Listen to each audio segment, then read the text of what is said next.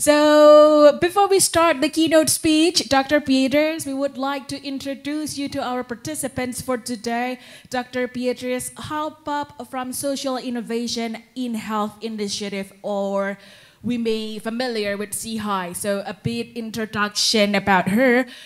She is the Social Innovation in Health Initiative co-founder and the lead of TTR World Health Organization expert advisor on global health. She is also the Program Innovation Management Unit Head TDR World Health Organization in Switzerland from 2020 to 2021, and the TDR Portfolio and Program Manager for World Health Organization TDR Geneva, Switzerland from 2011 to 2019. That's why we have a very nice topic for today, Mas Yopi. That's true, Rima. So for the next around of 15 minutes, we will give the stage to Beatrice Halpaap from Social Innovation in Health Initiative. Time is yours.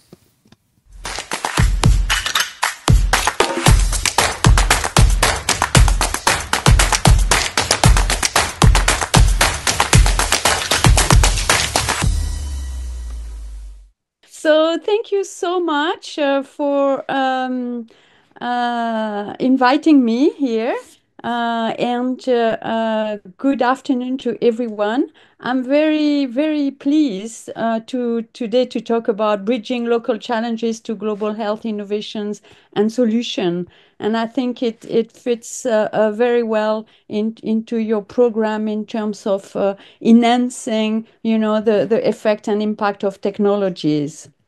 So during the presentation, I'd like to highlight the need for bridging local challenges to global health innovation and solution, and and highlight the role of social innovation in doing so and in achieving the Sustainable Development Goals.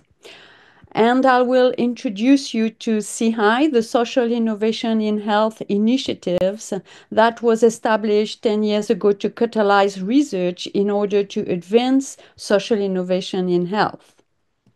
So let's look at the situation today in many low and middle income countries where reaching the last mile has been a real challenge. And we know that half of the world lacks access to essential health services and also to the access to technology innovation that are actually existing. So the opportunity of community engaged social innovation is there to actually bridge this and enhance this access to transform health system towards the Sustainable Development Goals. And now we're going to see how. But first, let us see what is social innovation in health. What is it? And how CHI is defining it is as follows. There are three levels. One is it is a new lens of looking at health and health systems. It's a creative solution that is addressing a systemic health challenge, reaching vulnerable populations. It is an effective, inclusive, and affordable solutions. And thirdly, it's a bottom-up and participatory approach, which is very important to engage communities, governments, and other actors, and multi-sectoral and multidisciplinary approach, so all together reaching the goal. And it's a people-centered approach. And people-centered approach is very important in this case as engaging then infectious disease, but any other disease because we focus on the patient. So it's taking the infectious disease in this case in a broader context of a person that may have other diseases. What is community engagement? So in community engagement is the active engagement of a community with other partners to modify existing practices or introduce new methods in the health system in order to improve the welfare of the community. It is the glue that gets the job done in a place where that is hard to do. So let's go back, in the 19s when TDR, so by the way, TDR is a special program for research and training in tropical disease that is co-sponsored not only by WHO, but also UNICEF, UNDP, and the World Bank. It is hosted in WHO. And TDR has been supporting a lot of research on community engagement. And it started with this research question: can communities design and implement ivermectin distribution? So you'll all know that ivermectin is the drug to prevent from onchocerciasis and is widely distributed. And so the approved study design was designed by the community and not by the health system. And the major finding of the multi-country study have shown that community participation in ivermectin distribution increases the coverage. The drug has been donated by the pharma industry, and in this study, they were able to demonstrate that communities are able to carry out the distribution of ivermectin efficiently, give the correct dosage, exclude those who should not be treated, and report on the distribution. So this is really the beginning of community engagement and how it has been really key. And in TDR, we have seen how important it is to engage community and engage the government right at the beginning of a project before actually developing any technologies, in order to have the buy-in, but also to best understand what's the situation and what is needed. So talking about social innovation, so from community engagement, where we saw with ivermectin, there were some volunteers, and there were also cases of volunteer fatigue.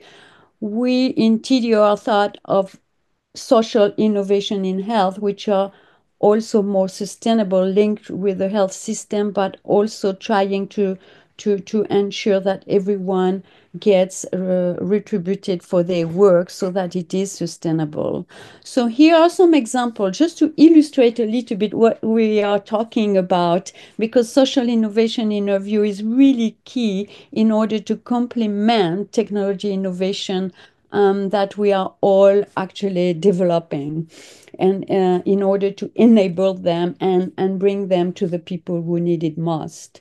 So, for example, in Uganda, Living Goods is an NGO that was established in Uganda first, went to Kenya, and Living Goods is an organization that are training the village-based health entrepreneurs, and they're training them on health matters in order to support and provide quality treatment and product performance and technology to those who need it most. So they go door to door. Once they are trained, they get a little grant from the Living Goods, and then they go door to door offering relevant health information, but also selling health-oriented product, and it can be a treatment as well.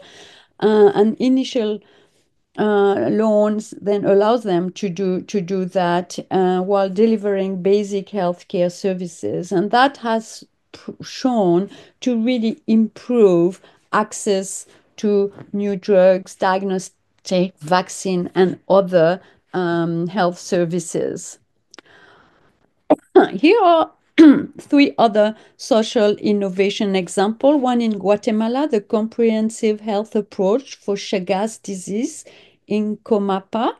This is a program which offers a contextually acceptable and comprehensive approach to the awareness, prevention, diagnosis, and treatments of Chagas disease. So what they do is active engagement and participation. Communities are facilitated through a process to identify their own key needs and design solutions. So they are supported the communities to do that. This process takes place in partnerships with state health institutions and NGOs, and has also proven to really decrease, the prevalence of Chagas diseases. Then we have partners in leprosy action in the Philippines. As an example, it is in response of the Philippine leprosy mission to the global strategy recommended by WHO to put in place sustained, integrated, and quality services to detect, diagnose, successfully treat, and reduce disability from leprosy. So the core components of these programs are first to information session and training for health workers and teachers. Then second is pre-screening of household of any skin disease by students as part of their school activity or by village health workers for household not covered by the school programs. And thirdly, treatment of confirmed leprosy cases via free skin clinics or local health centers for multi-drug therapy. And this has also shown a lot of improvement.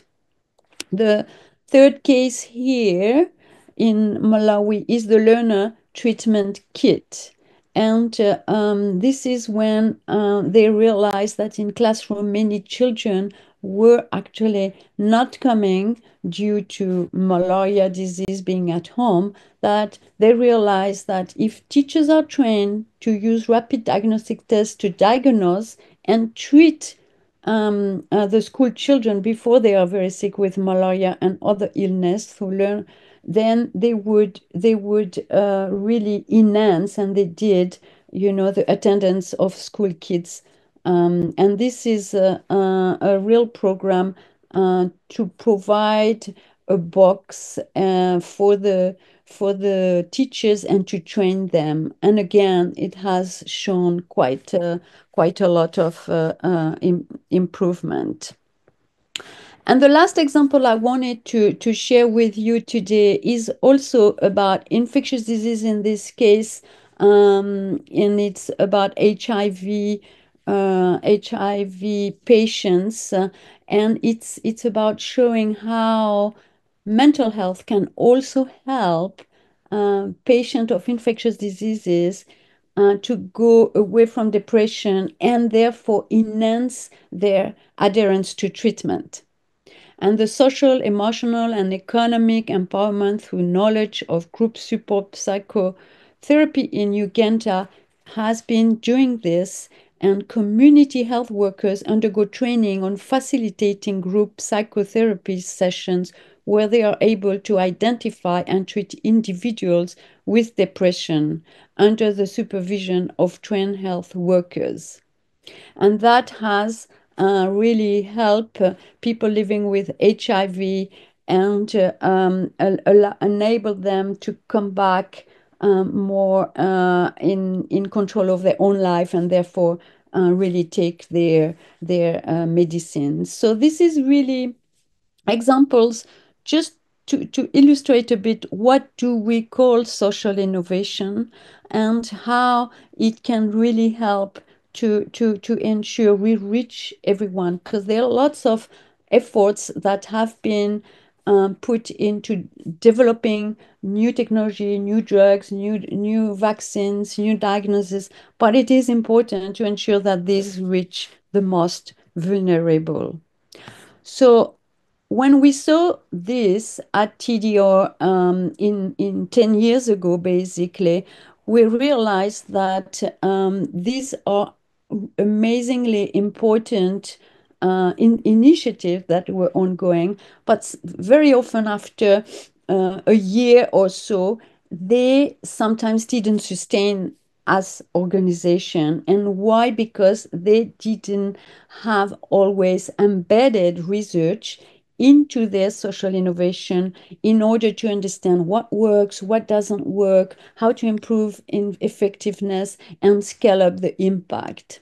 So 10 years ago, TDR, together with the London School of Hygiene and Tropical Medicine, the Bertha Center for Social Innovation at the University of Cape Town, and the Scholes Center for Social Innovation at Oxford University, have established CHI, the Social Innovation in Health Initiatives, with the vision of catalyzing research in low and middle income countries to promote and advance social innovation that enhance healthcare delivery systems.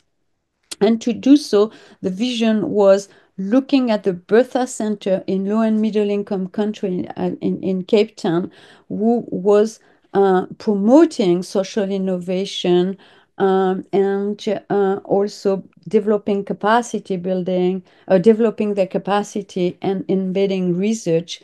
And it was really making a difference, but we couldn't see such centers really focusing on this all over the world. And so the vision was to, the mission was to really develop these, what we call CI hubs, which are hosted in research institutions to convene all stakeholders for advocacy and to mainstream social innovation research in their systems, for research, to foster collaborative research, to enhance effectiveness and impact, and for capacity to support and evaluate impactful innovation. So those hubs are making an impact through championing, through strengthening capacity, through multidisciplinary research. They manage to support bottom-up social solutions to global and national health security challenges, amplify the impact of social innovations through research, nurture innovation ecosystems, and create synergy across the global network of partners, and that accelerate universal health coverage and enhance the achievement of sustainable development goals. So this is a bit of the theory of change. How do we think this makes a difference? The CHI Network Hub is expanding as we are talking. And as of today, we have 13 CHI hubs all over the world, as you can see here. And they are coordinated by the CHI Secretariat in the Philippines. So the CHI network also work with various partners that are supporting activities and promoting social innovation in health. So in a nutshell, for the life of CHI, who is celebrating 10 years, it was established in 2014. Then for 2 years, they were called for global action to really showcase globally at WHO and beyond the value of social innovation, to show and establish this as a discipline. Then the hubs were launched and tested in 2017, and then it was expanding. Every hub would mentor another new hub, and we are hoping this way to create and to maintain a movement where social innovation in health can be embedded and mainstream in national systems. So 10 years impact is about amplifying the impact of innovations themselves. We had 30 open call to identify innovation. These are global and national. More than 600 innovation identified, case study research that have been done with rigorous research to provide evidence of the value of social innovation, but also of what works and doesn't work. And 47 case films where videos are illustrating best what those social innovations are about, with research and training tools developed, many trainees and fellows, and lots of publication in international journal. We're also nurturing innovation ecosystem with global partner events and multi-stakeholder national events as well, great leverage in terms of when funding is invested, we're getting other to invest further. Global partnerships and the hubs, and 4 of those 13 hubs are self-sustained in China, India, South Africa, and Sweden. And I have to say that the University of Yogyakarta is one of the CI hub, and it's the CI Indonesia, and we're very happy to work with them. So these are examples of special supplements that have been published on social innovation and have raised really and make the case of social innovation globally. And this week, actually, we just launched a third one on gender in the BMJ innovation, gender and social innovation. These are examples of training tools, crowdsourcing in health and health research, practical guide, or the social innovation in health monitoring and evaluation framework. There are others, and you can check on our website. And these are examples of initiatives with the global fellowship training programs, the embedding of social innovation in country system where they have now a center for social innovation embedded, convening platforms, etc. So for 24-29, CHI strategic priorities are to enhance community engagement and resilience and promote social justice. And building upon the last 10 years' achievements, CHI commits to address global and national health security challenges that includes public health emergencies, climate impact on health, and antimicrobial resistance. And also, importantly, to prioritize innovative financing and partnership to nurture innovation ecosystem and enhance innovation impact. So, in conclusion, I'd like to just ask as a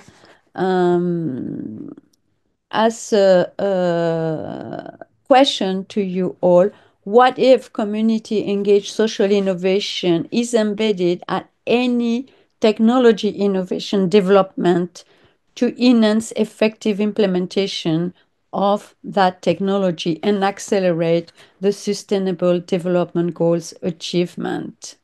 And what if all of you not yet engaged with social innovation would and could join in through the CHI Indonesia? So I'd like to thank you all and wishing you an inspiring and productive conference on behalf of the whole CHI.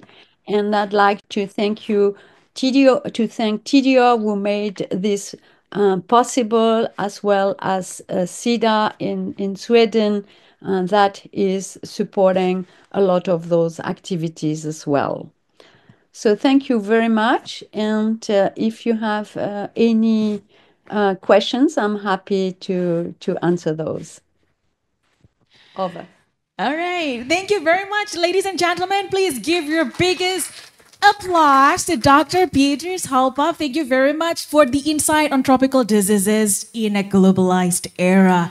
CHI MOOC, you can access that as well. Easily go to our website on centertropmed.org, if I'm not mistaken. Yes, Malida, this the website of Center Tropical Medicine, Faculty of Medicine, Public Health and Nursing, Universitas Gadjah Mada.